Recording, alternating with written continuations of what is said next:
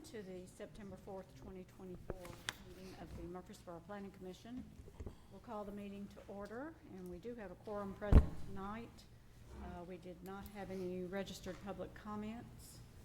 So our first item of business is to approve the minutes of the August 21st, 2024 Planning Commission meeting. We had a chance to approve those, not approve, but to review those ahead of time. So if anybody has any changes, and otherwise, we would be ready for a motion. Move for approval.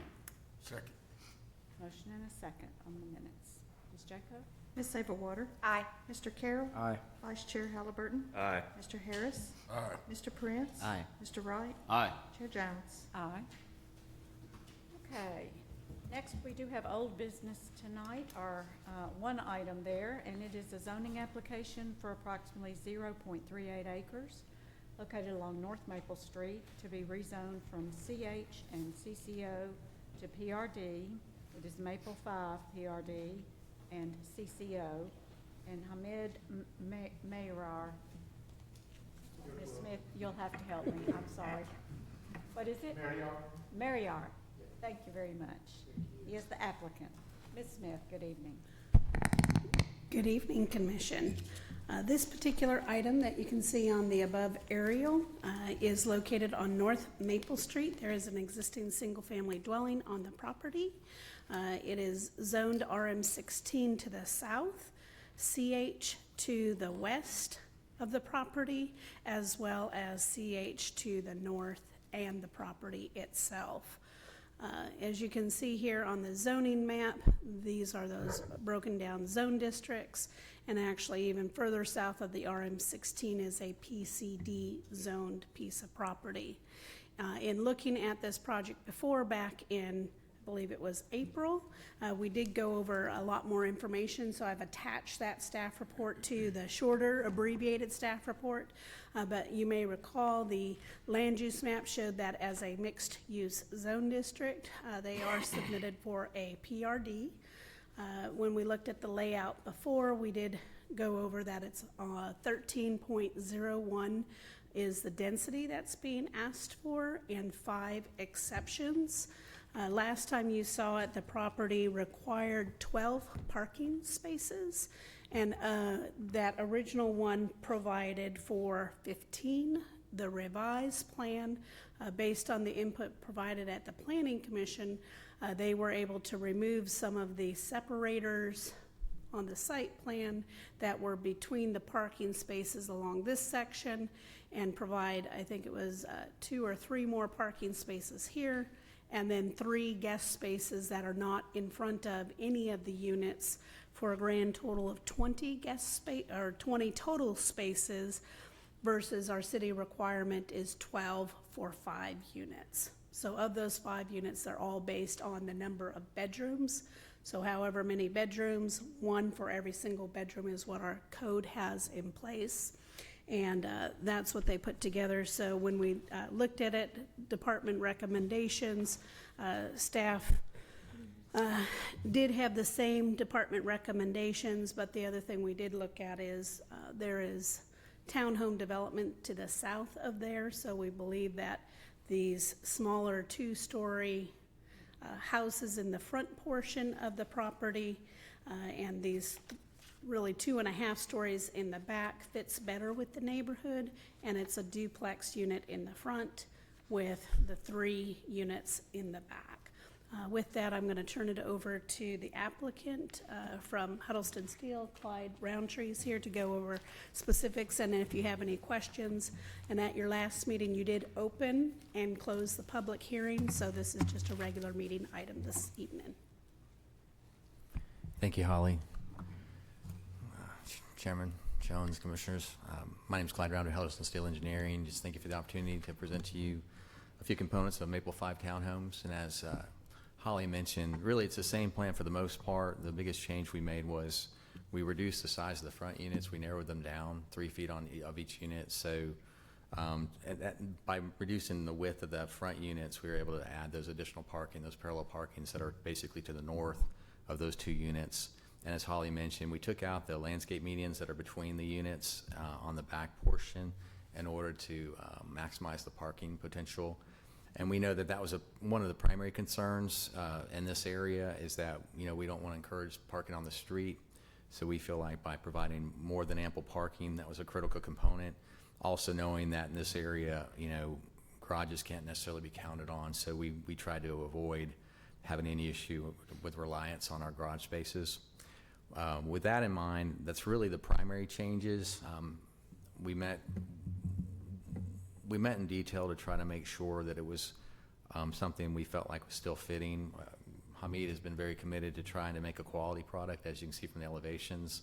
The biggest issue has been over the 4 units versus the 5 units, and we were just talking. We originally started with 11 units.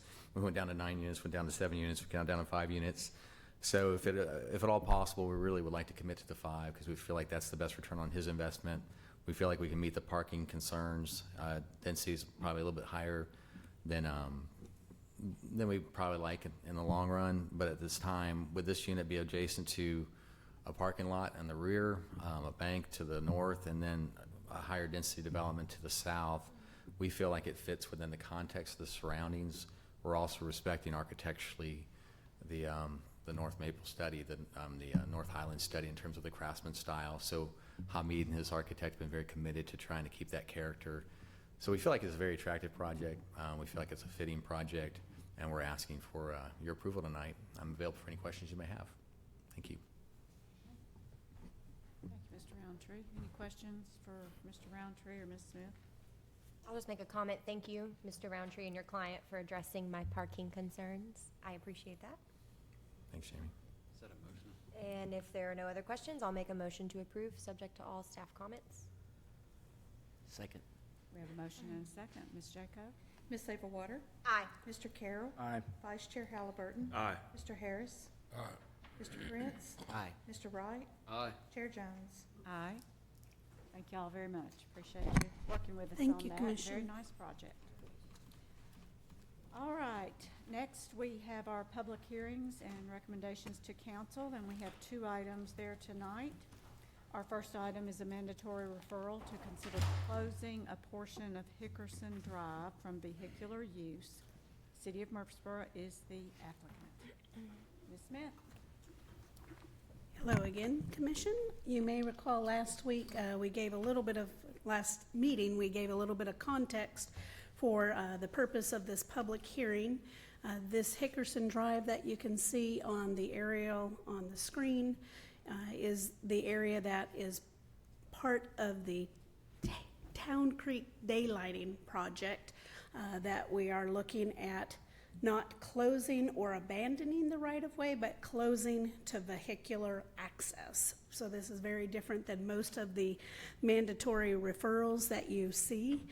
In talking with our legal division, it was determined because we were changing the use of this right-of-way to still be accessible to the public for our ped and bike portions of the trail project, that we would keep the right-of-way and therefore not have to identify new easements or those areas, because it would continue to be right-of-way.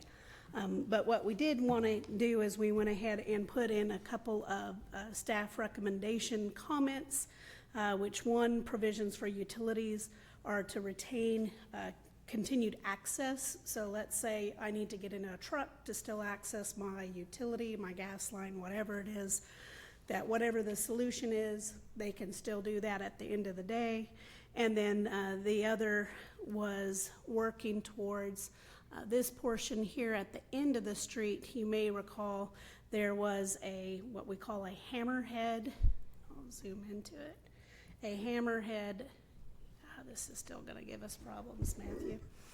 It's like, there. We won't be able to zoom in. We'll just look at it high level. So this portion of the Hickerson Drive that will maintain vehicular access, city staff has been working with our fire department that wanted to make sure they had adequate fire access, and what they requested was having a hammerhead so that they could adequately come in and then leave the site. So this is the current access that they're looking at maintaining, and then the end of the street would end here. So it would maintain this access point for the existing business at this location, as well as the location that's here on the corner that they anticipate expanding their parking lot for their future use of this particular building. So with those two conditions of approval, staff would recommend that a recommendation to the city council be made this evening by the planning commission. Approval subject to the above staff comments. This has been noticed as a public hearing, so we ask that you also hold that. And Mr. Ryan Maloney and Gabriel Moore are also available for any further questions that we may have as it relates to the Hickerson Drive vehicular closure. Okay, any questions before we open the public hearing? Okay, if there are none, then we will open the public hearing for this mandatory referral and ask if we have anyone that would like to come forward to speak tonight. If you do so, please come to the podium, state your name and address, and you will have 3 minutes to make your comments to the Planning Commission. So, public hearing is open.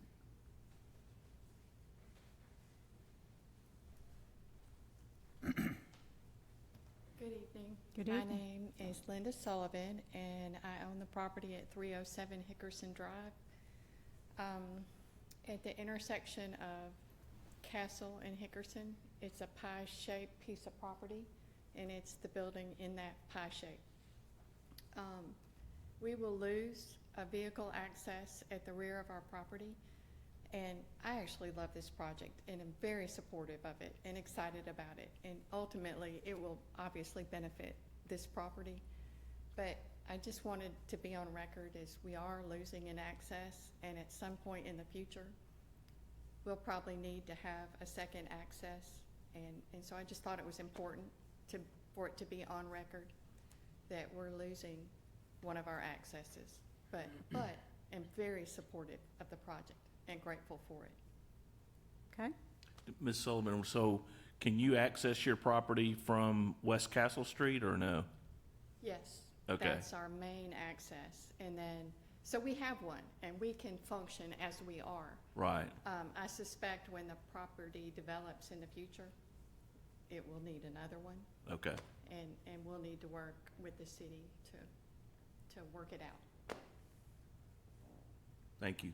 You're welcome. okay. Thank you, Ms. Sullivan. You're welcome.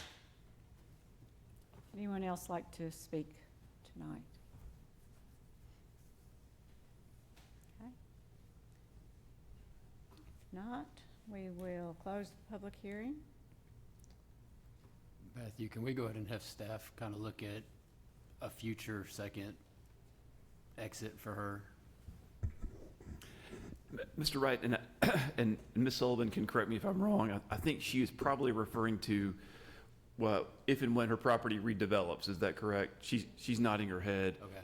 And so I think, like she said, her business and her property will be able to function as is right now.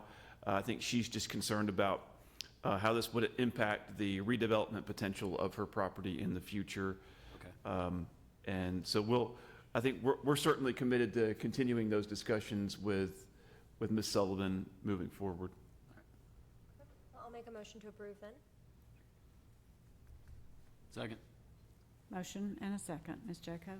Ms. Sablewhite? Aye. Mr. Carroll? Aye. Vice Chair Halliburton? Aye. Mr. Harris? Mr. Prince? Aye. Mr. Wright? Aye. Chair Jones? Aye. Okay.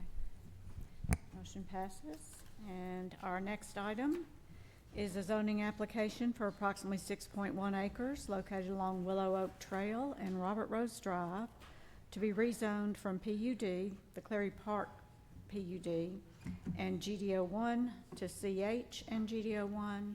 Heinz Clary Park Land Holdings LLC is the applicant. Mr. Barbie, good evening. Good afternoon, Chair Jones and members of the Planning Commission. This next application before you is for 6.1 acres of the Clary Park development that's currently zoned planned unit development and Gateway Design Overlay 1. The request before you today is to rezone that property to Commercial Highway and Gateway Design Overlay 1. The subject property is located at the intersection of Willow Oak Drive and Robert Rose Drive, as you can see in the map here in front of you. The surrounding zoning adjacent to this property to the north is planned residential district. That property is owned by Toll Brothers, and a site plan has been approved for townhomes on that site. The adjacent property to that to the right is actually zoned mixed use and is developed as the village's senior care facility. To the east, you have Henley Station, with it is zoned mixed use. To the south is an extension of the Clary Park development, zoned planned unit district that has an approved site plan for apartments and that are currently under construction today. Your properties to the west are zoned commercial highway, and site plans have been approved for both the Buena Beef restaurant development as well as, I believe it's called Town's Place Suites, which is a hotel. The uses permitted in the commercial highway district are included in Chart 1. As this property is also located inside the Gateway Design Overlay, there are uses that are part of Chart 1 that are restricted or prohibited. I've included a list of those and with your staff report and information for today's meeting. Staff has reviewed the application, is in support of it, as this request is consistent with the Clary Park development and with the surrounding land uses within the area. The Planning Commission will need to conduct a public hearing on this matter and then formulate a recommendation to the Murfreesboro City Council. We have our applicants are with us as well today if you should have any additional questions. Okay. Any questions before we open the public hearing? Okay. There are none, and we will open the public hearing for this zoning application and ask if we have anybody that would like to come forward to speak tonight.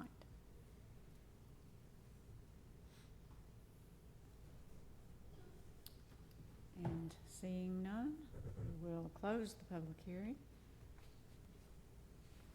and ask for any other questions or comments from the Planning Commission. If there are none, I'll make a motion to approve, subject to all staff comments. Second. I have a motion and a second. Ms. Jacob? Ms. Abelwater? Aye. Mr. Carroll? Aye. Vice Chair Halliburton? Aye. Mr. Harris? Aye. Mr. Prince? Aye. Mr. Wright? Aye. Chair Jones? Aye. Okay. Moving on, our next item is staff reports and other business. We have one item that we know of there tonight, and it is a mandatory referral to consider the dedication of a sanitary sewer easement on city-owned property located north of Tommy Bragg Drive. BL Companies is the applicant. Mr. Donovan, good evening. Thank you, Chair Jones, and good evening, Planning Commission. So the mandatory referral application before you this evening is to dedicate a sanitary sewer easement to Thompson Machinery. They are looking at extending a sewer line on property that they own. That on the aerial in front of you is where the gravel is, where they've patted out a site already. They would extend that sewer to the north to hit the manhole just about 200 feet north of the common property line there. Is what the proposal's doing there. So they're looking to extend that easement, or request an easement to extend sewer across city-owned property. So the applicant has stated the sanitary sewer easement is requested to serve Thompson Machinery, which would be on the property to the south, to develop and and what they currently have proposed is a two-story, 36,000 square foot facility dedicated to equipment rentals. The building will feature rental office, parts counter, and storage area, and service bays. Additionally, the site will include outdoor storage area for rental equipment. So after consulting with Murfreesboro Water Resources, when we were moving forward with some of their site plan and preliminary plat items, it was determined that the most direct route and shortest route for them to run the sewer is in what you're seeing is the crosshatched area on the preliminary plat that I have pulled up for you to see. That was the shortest and optimum route for them to get into to tap into the sewer, was across city property.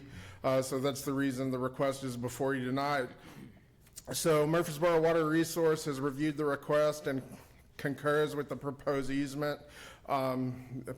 Concurs that the proposed easement is acceptable.